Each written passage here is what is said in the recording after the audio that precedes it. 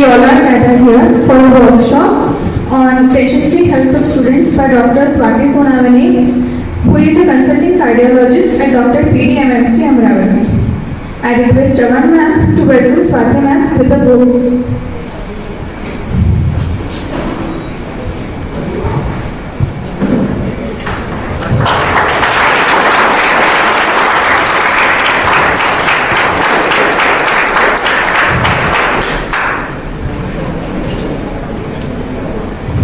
Now, without a further delay, let's begin with the workshop. I request Swati ma'am to continue the program. So good morning everyone. It's a very pleasure to see you in the morning, so bright and so full of light. So very good morning. This lecture is specific, for the psychological stress that we feel every day in our lives. Actually, psychological stress, it is a natural phenomenon to internal or external stressor that affects our emotional well-being. म्हणजे कुठला पण stress असू दे, external, internal, आपलं जे emotional wellbeing आहे ते disturb होतं. म्हणजे we feel so stressed, we feel uncomfortable. आणि हे जे सेन्स ऑफ अनकम्फर्टेबलनेस आहे, when there is an external stressor. So what are the common stressors in your age? First is exam pressure. Exam आ गए तो आप लोगों का tension, anxiety, it really takes a toss. You feel as if what I will do. I have prepared but not up to the mark. So, you have a lot of thoughts in your mind. So how to beat actually the exam stress? So what are the symptoms that you feel? Sometimes you feel angry, sometimes you feel irritated. There is a sleep disturbance sometimes. There is anxiousness. There is a loss of sleep, loss of appetite, lack of confidence, lack of self-esteem, feeling sad or feeling depressed. So these are all the symptoms of stress.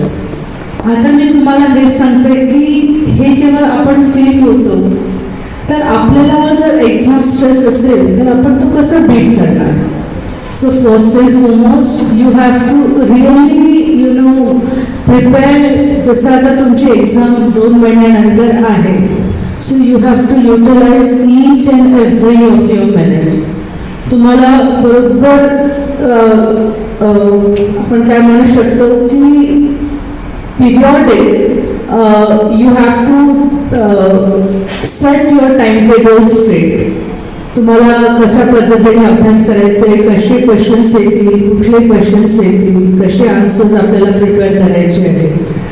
So you have to take time for your study. Second is you have to get up in the morning. तुम्हाला थोडं physical exercise पण करणं गरजेचं आहे. थोडंसं deep relaxation techniques पण important आहे. खूप जास्त स्ट्रेस असेल तर तुमच्या एखाद्या फ्रेंडला कन्फाईड करणं. म्हणजे you should have very strong relationships. whatever you feel, you should be able to freely share with other people. So I'll just go to the symptoms of severe mental stress. आता आपण पुढच्या लेक्चरमध्ये मी फक्त एक्झाम स्ट्रेसवर बोलेन. How to beat exam stress I will take in the next lecture. ठीक है? So what are the symptoms of severe mental stress? There is fatigue. Fatigue म्हणजे दिवसभर सुस्त वाटतं. असं वाटतं की काहीच करावं नाही, अंथरुणावर उठावं नाही, अभ्यास करावं नाही, काहीच करावं वाटत नाही, दिवसभर आळस वाटतं. So there is fatigue. There is migrainal headaches. Headaches येतात. Sometimes there is chest pain, high blood pressure, sleep problems, difficulty in breathing, panic attacks, blurred eyesight, muscle aches and pains. So these are all the symptoms of severe stress. And this stress, if it is for a continued period of 3 to 4 months, then you have all these issues, because your metabolism of your body goes hampered, and you have all the sorts of issues. There is indigestion, there is acidity, all your physical health problems, they come to manifest because of stress. So how to reduce mental stress? First is incorporating regular physical activity and exercise. Like you can go for a brisk walk or jogging or swimming. मला एक सांगा, तुमच्या मधनं किती लोक swimming, jogging किंवा brisk walking करतात? Just raise your hands. See, there is only one person. Because I am not saying, but what happens, when we go home, we do our homework, we do our study, and then we are on our mobile. प्रत्येक जण mobile addiction इतकं जास्त झालेलं आहे की it is 1 o'clock, 2 o'clock, but still we are awake because we are on social media, all of us. So that is the main problem for your stress. आता हा mobile कुठे जाणार नाही, हा तुमच्यासोबतच राहणार आहे, पण हा जो वेळ आहे हा परत वापस येणार नाही. हा मोबाईल तिथेच राहणार आहे. तुम्ही 3 वर्षानंतर, 4 वर्षानंतर पण तो मोबाईलमध्ये सोशल मीडिया राहणारच आहे. But what is more important, it is your valuable time. This time is never going to come back. तर त्यामुळे तुम्हाला सर्वात जास्त फोकस करायला पाहिजे physical activity. Why physical activity? Because the more you do physical activity, the more your body releases the happy hormone called endorphins. जितकं जास्त तुमचं endorphins release होणार, you will feel so happy, you will feel rejuvenated, you will feel energized, and that is how you will be able to, study at a completely different level. The study that we do should be very focused. It should be very, focused study. It is not that I'm just taking the book and I'm just imagining something. अशी study नको आहे. जितकी तुम्ही regular focus study कराल, even it is for 1 hour, it gets registered in your brain. It forms a long-term memory, which forms a short-term memory, which forms a long-term memory. जितकं तुम्ही focus कराल तितकं तुमचं ब्रेन ॲक्टिवेट होणार. The main problem is half the people don't focus on the studies. They don't do regular exercise. आमच्या काळामध्ये मोबाईलच नव्हते, त्यामुळे आम्हाला नुसतं अभ्यास आणि फिजिकल एक्सरसाइजेस होते. So this is what is taking a toll on adolescents' life. Why adolescents' crisis is increasing day by day? Why adolescents are taking to drugs? आजकाल adolescents drugs use खूप वाढलेले आहे just because of stress. त्यामुळे अजूनही वेळ आहे. You can focus on the time. The time is very valuable. हा तुमचा टाईम खूप मूल्यवान आहे, हा परत वापस नाही येणार आहे. त्यामुळे हा जो क्षण आहे, तुमचे टीचर्स जे तुमच्यासोबत इंटरॅक्ट करतात, you just bond with your teachers. What ever problems you have discuss with them. तुमच्या ट्युशनच्या टीचर्ससोबत डिस्कस करा, क्लासच्या टीचर्ससोबत तुम्ही डिस्कस करा, आणि focus on your career right now. Everything else will follow. So that is first, to reduce mental stress is to increase regular physical activity, brisk walk, jogging, swimming. Then comes a balanced nutritional diet. How many of us eat a balanced nutritional diet? When we are hungry, we go outside, we eat pizza, we eat burger, we eat Chinese. And the Chinese स्टॉल्समध्ये इतकी जास्त salt टाकतात की आपले जे normal arteries असतात ना त्यांचं blood flow करायला ते खूप कॉन्स्ट्रिक्टेड होऊन जातं. It welcomes the blood pressure symptoms in our life. त्यामुळे हे जे न्यूट्रिशनल डाएट आहे it should consist of proteins, green leafy vegetables, fruits to support your physical and mental wellbeing. कारण सगळं काही तुमच्या फूडमधूनच येतं. तुम्ही जितकं जास्त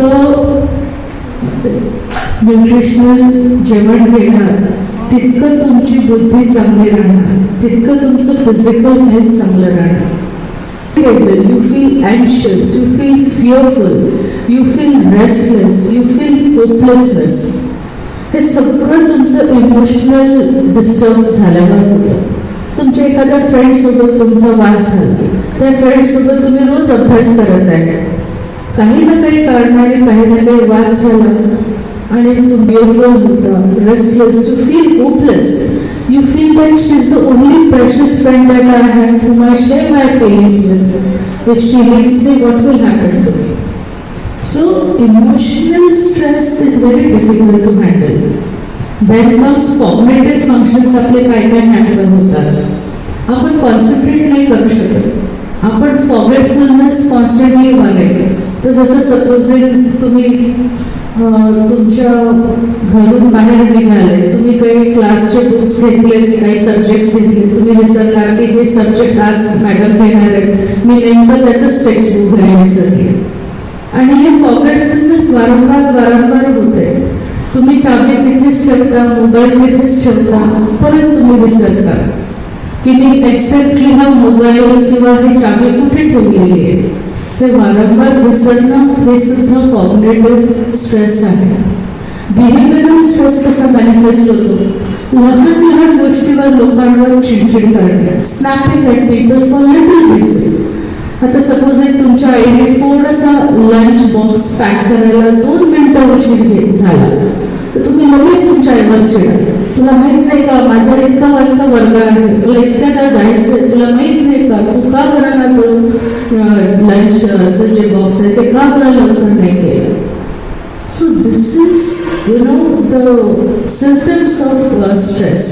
snapping at people, nail biting, कोणी लोक नाखून खातात, बरोबर आहे, कोणी लोक दात खातात. So this is also the symptom of stress. Then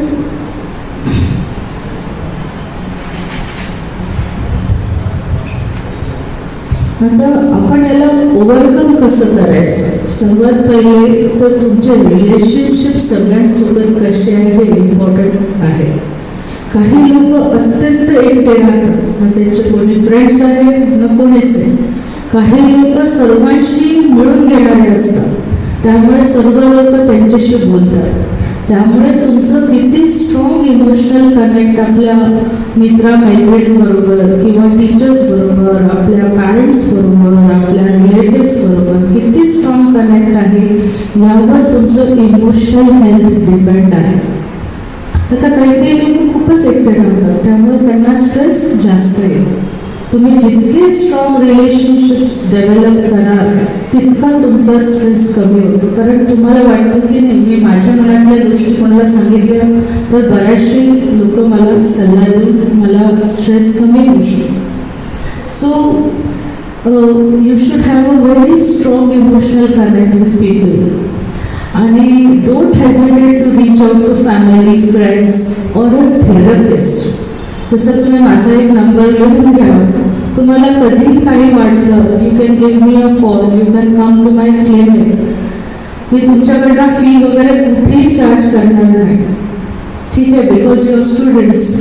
so every way you can ask for help. आणि मग तुमची हॉबीज डेव्हलप करा, like reading, singing, dancing, which boost your mood. आणि spend time with nature.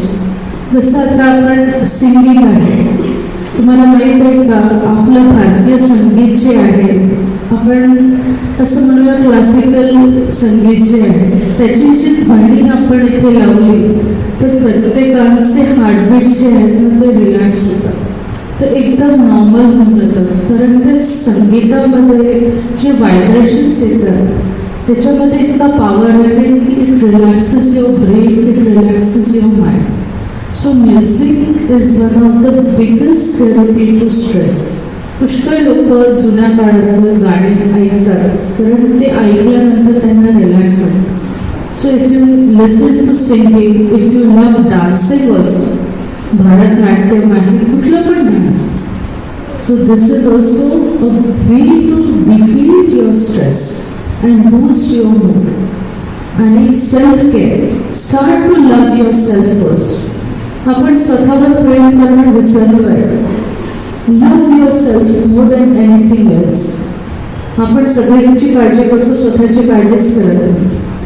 So be kind to your self, avoid self criticism. स्वतः काही पण बोलायची गरज नाही की मी अशीच आहे, मी तशीच आहे. एक जॅपनीज टर्म आहे वावी सावी म्हणून, त्याच्यामध्ये म्हटलंय की प्रत्येक जण इम्परफेक्ट आहे, but we have to enjoy the imperfection life throws us. We don't have to be perfect. कोणीच परफेक्ट नाही आहे, पण त्या इम्परफेक्शनमध्येच ट्रू हॅपीनेस आहे. जर सगळेजण चांगले राहिले असते, खूपच छान गोड, आपल्याला त्याचा पण कंटाळा आला असता. So because people have different nature, someone is different.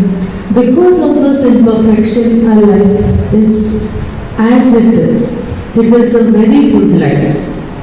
So spend time with nature. तुम्हाला माहिती आहे का, नेचर थेरपी आजकाल असतं स्ट्रेस रिड्यूस करायला. जसं आता तुम्ही सगळे आपापले शूज काढायचे आणि आपलं शेत आहे, त्या शेतामधली काळी माती असते त्याच्यावर चालायचं. त्या काळ्या मातीमध्ये इतकं पॉवर आहे, तुमच्या आतमध्ये जितके काही निगेटिव्ह इमोशन्स आहेत ते उडून घेतात. पुष्कळसे लोक जे इथे आहेत, काय म्हणू शकतो फॉरेनमध्ये वगैरे, ते हग करतात ट्रीजला खूप वेळपर्यंत हग करून बसतात. त्यांना जर कुठल्या पद्धतीचा स्ट्रेस आला तर आपल्याला इथे हसू येतं की असं काय आहे की ते त्याला असं घट्ट पकडून ठेवतात कोणत्या पण झाडांना, आणि त्यांनी त्याचा स्ट्रेस कमी होतो. So to be one with nature, to म्हणजे सकाळी जर सूर्यच नाही उगवला तर तुम्हाला किती डल वाटत. आता तुम्हाला माहित आहे का, आर्टिक आणि अँटार्क्टिका असे 2 पोल्स आहेत, राईट. पण त्या आर्टिक रिजन्समध्ये 6-6 महिने सूर्यच उगवत नाही. आपल्याला हिवाळ्यामध्ये किती चिडचिड होऊन जातं कारण सूर्य फार कमी वेळासाठीच उगवतो. म्हणून त्या लोकांना फॉरेन कंट्रीजमध्ये सीझनल डिप्रेशन नावाचा एक आजार होतो. सीझनल डिप्रेशन म्हणजे काय, कारण सकाळी तुम्हाला सूर्य दिसतच नाही, त्यामुळे तुम्हाला पॉझिटिव्ह वाटतच नाही. सकाळी जेव्हा सूर्य निघतो तेव्हा आपल्याला किती छान वाटतं. तर ते जेव्हा त्यांना दिसतच नाही महिनोगंती, तर ते आपोआपच डिप्रेस्ड होतात. So in India is the only country which is along the equator, आणि आपल्याला 4 सीझन्स आहेत, पावसाळा, हिवाळा, उन्हाळा, 3 सीझन्स आहेत आपल्याला. So we are very lucky to have the sunrise throughout the year. So the sunrise they empower us, म्हणजे ते आपल्याला पूर्णपणे एनर्जी देतात. It is the same way if you spend time in garden, hugging trees, walking on mud barefoot, it relaxes your body and mind. So this is all for today. मला फक्त एवढंच म्हणायचं आहे की तुम्ही तुमचे जे काही मनामधले इमोशन्स आहेत ते इतरांना सांगा. मला असं वाटतं तसं वाटतं, कारण शेअरिंग इज केअरिंग. तुम्ही जितकं मनातलं शेअर कराल, जितकं इतरांना कन्फाईड कराल, तितकं तुम्हाला चांगलं वाटेल. पुढच्या वेळेस आपण एक्झाम स्ट्रेस कसा बीट करूया त्यावर बोलू. Thank you so much.